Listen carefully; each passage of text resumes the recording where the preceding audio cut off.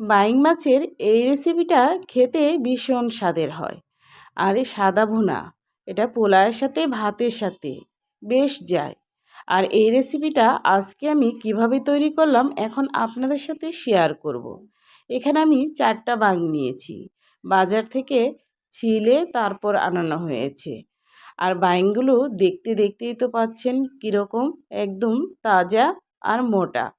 তো আমাদের পরিবারে একজন সদস্যই শুধু খাবে, তার জন্যই শুধু একটা বাইং আমি রান্না করলাম। আর পরিমাণ মতন এখানে তেল নিয়েছি, পেঁয়াজ কুচি দিয়ে দিচ্ছি, আর ঝালমরিচ, দারচিনি, এলাচ দিলাম। যেহেতু এটা সাদা করব তাই মরিচের পরিমাণটা একটু বেশি দিয়েছি, একটু ঝাল ঝাল, খেতে ভীষণ ভালো লাগবে। আদা ও রসুন বাটা দিয়ে দিলাম। এখন পেঁয়াজ, কাঁচামরিচ, আদা ও রসুন একসাথে তেলে ভেজে নিব।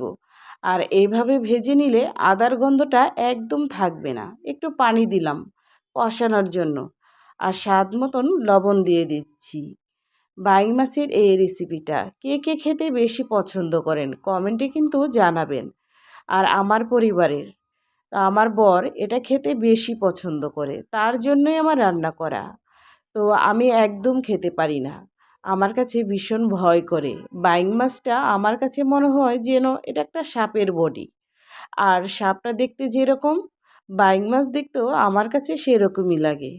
খাবার নিয়ে এসব কথা বলতে হয় না, খাবার খাবেন তৃপ্তি করে। আর যে তৃপ্তি করে খেতে পারবে তার কাছে সবই অনেক স্বাদের হয়ে থাকে।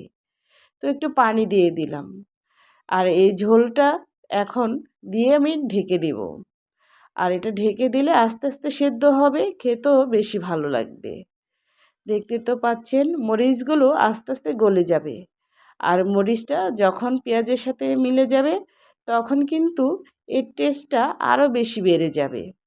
আর বাইং মাছের এই রেসিপিটা আমার শ্বশুরবাড়িতে ভীষণ চলে, সবাই অনেক পছন্দও করে। আমার বর, সে অন্যান্য মাছ খেতে একটু কমই পছন্দ করে, কিন্তু তার এই মাছটা বেশি পছন্দের। সে বাজারে পেলে কখনোই ছেড়ে আসে না। জিরার গুঁড়া দিয়ে দিলাম, জিরার গুঁড়োটা দিয়ে এখন আবার একটু নেড়ে দিচ্ছি। তো আজকের এই রেসিপিটা যদি ভালো লাগে সবাই আমার চ্যানেলটি সাবস্ক্রাইব করবেন, ফেসবুক থেকে দেখলে ফলো দিবেন, শেয়ার করবেন।